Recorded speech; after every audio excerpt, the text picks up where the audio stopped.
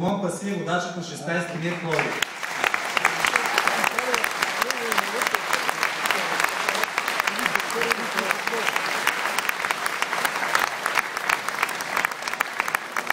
Трудно е да представиш човека като господин Паси, но ще направим опит.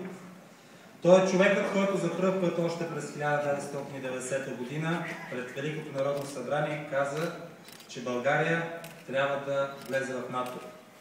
Той създаде Атлантическия клуб и превърна членството в НАТО в национална кауза. Той е министърът, който подписа историческите договори за НАТО и Европейския съюз.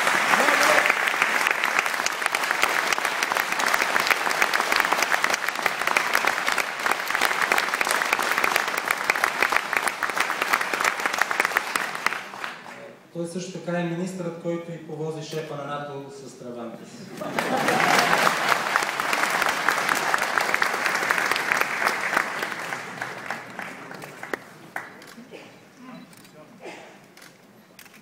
Водачът на 19-ти мир в Русе е Веселин